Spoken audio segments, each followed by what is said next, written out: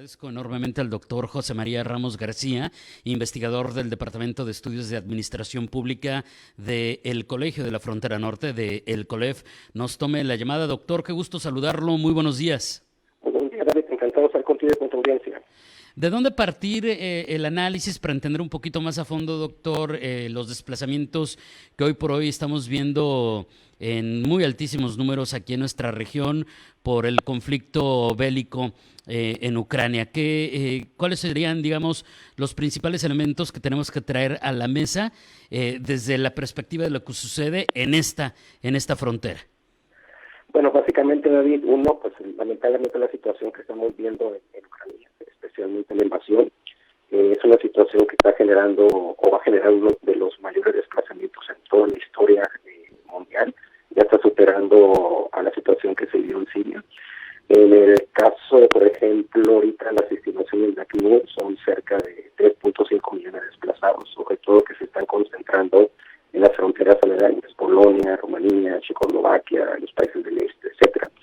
Y lo que estamos viendo en esta frontera es que desde hace aproximadamente un par de años, tanto México como Estados Unidos han estado recibiendo migrantes, solicitantes de refugio o de visa humanitaria, y eso básicamente porque pues situaciones también de conflictos que ellos han tenido. Recordarás que en el 2014 ellos tuvieron también un conflicto, no con la misma gravedad que se está experimentando ahora, pero bueno, que tuvo una serie de efectos, ¿no? Entonces, básicamente son migración forzosa, migración por razones humanitarias, y recientemente hemos visto especialmente dos políticas públicas que ha implementado el gobierno de Estados Unidos que van a impactar estos flujos. Por una parte, anuncios del presidente Biden en el marco de la OTAN, que van a recibir a cerca de 100,000 migrantes.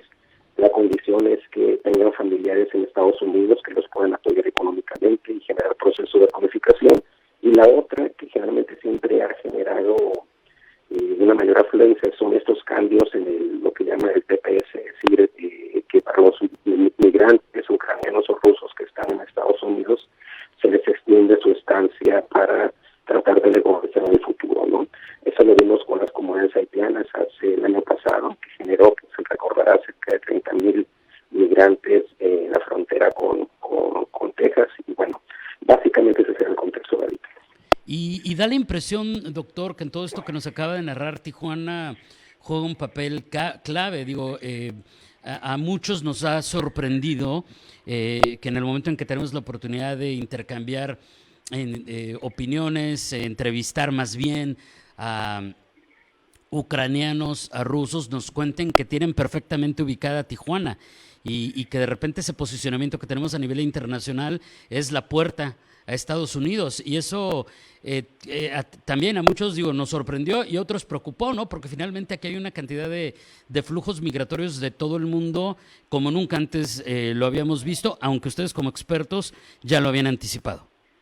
Así es, David. Bueno, básicamente por lo que representa Tijuana, ¿no? Es decir, son una de las fronteras más importantes con los principales países y particularmente con el estado de California, que tiene una gran dinámica social, demográfica, una política muy inclusiva con respecto a los migrantes, que no se ve con el estado de Texas.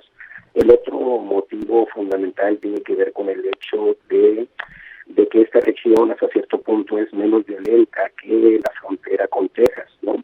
Y no obstante, la frontera con Texas es el punto más cercano de Ciudad de México con respecto a la frontera. El otro factor importante es los niveles de conectividad. Tijuana, como sabemos, es una de las principales ciudades fronterizas que tiene unas mejores conectividades. Y en ese sentido también hay que mencionarle a la audiencia de que México, a diferencia de otros países, especialmente Estados Unidos, no ha cerrado su tráfico aéreo a los aviones procedentes, en este caso de Rusia o de países del este, en donde se están esos flujos, ¿no? Y esto sin duda alguna nos plantea pues retos, pero también oportunidades. Afortunadamente hay organizaciones internacionales que han estado apoyando no solamente a esta población, sino también no hay que olvidar nuestros migrantes, tanto mexicanos como centroamericanos, brasileños, que también aquí han generado una serie de alternativas para tratar de buscar alguna visa humanitaria, alguna categoría de asilo o de refugio. Entonces, creo que este tipo de fenómenos se van a seguir presentando en nuestra frontera, y aquí el gran desafío es fortalecer los modelos de gestión migratoria para tratar de conciliar el derecho que tienen estos migrantes de tratar de buscar alguna opción migratoria, pero también, como lo ha sucedido en otros momentos, de que algunas acciones violentas por parte de estos migrantes, especialmente rusos, ha generado el cierre de la frontera de manera coyuntural. Claro. Ahora, también podremos hablar un poco, doctor, si nos puede aportar también con ello, del perfil de este tipo de desplazados. En algún momento platicábamos con usted o con otros expertos también del propio Colegio de la Frontera Norte respecto al perfil de los centroamericanos. Y hace todavía más atrás el perfil, que bueno, si siempre hay variaciones, hay ciertas generalidades que salían a la mesa, ¿no, doctor? De, por ejemplo, hace todavía más atrás las caravanas de haitianos, pero los que venían de Brasil, por ejemplo. Pero hoy que hablamos del perfil de estos migrantes, también encontramos diferencias abismales respecto a otro tipo de oleadas de migrantes, si me permite la palabra. Así es, básicamente la diferencia es que es una migración muy especial. ¿En qué sentido? Bueno, pues son migrantes de clase media, un buen manejo del inglés, tienen familiares, la mayoría en Estados Unidos, que los van a apoyar económicamente, tienen una serie de redes familiares, laborales, traen perfiles profesionales, pues a nivel profesionista, la mayoría de ellos, ¿no? Entonces es una diferencia muy importante con respecto a los migrantes centroamericanos, incluso con los migrantes mexicanos que están solicitando alguna visa humanitaria por razones de la violencia que se ha generado en algunas comunidades del centro y sur del país. Eso marca la diferencia. Por ejemplo, si los comparamos con los migrantes haitianos, los que venían de Brasil y otros lugares aledaños, la mayoría tenían un visado y tenían recursos para lograr una movilización que se logró, y a veces no la magnificamos. Ellos lograron movilizarse en 15 días, según datos de CBP, para llegar a Texas, cerca de 30,000 migrantes haitianos, ¿no? Esa cantidad fue superior a los solicitantes de asilo que tuvimos aquí en esta frontera en los últimos 2 años, y eso refleja un poco la magnitud, ¿no? Entonces, este perfil que tiene esta población de origen ruso y ucraniano seguramente es un factor importante para que pues haya decidido el presidente Biden ese número de visados, ¿no? Con la condición, repito, bueno, pues de que tengan familiares que los puedan apoyar económicamente estando allá, ¿no? Sí, digo, y al final también hablamos de, si se puede utilizar la palabra, no sé, doctor, del privilegio de su nivel socioeconómico para poder huir hasta esta frontera con estos objetivos y estas características que nos acaba de comentar, cuando a lo mejor personas de otro nivel socioeconómico pues tuvieron que irse vía terrestre a Hungría, por ejemplo, que es, o a Polonia, algunos de estos lugares que ya nos explicó. O sea, el perfil socioeconómico también es, como usted ya lo explicó, una de las grandes diferencias con estos desplazados.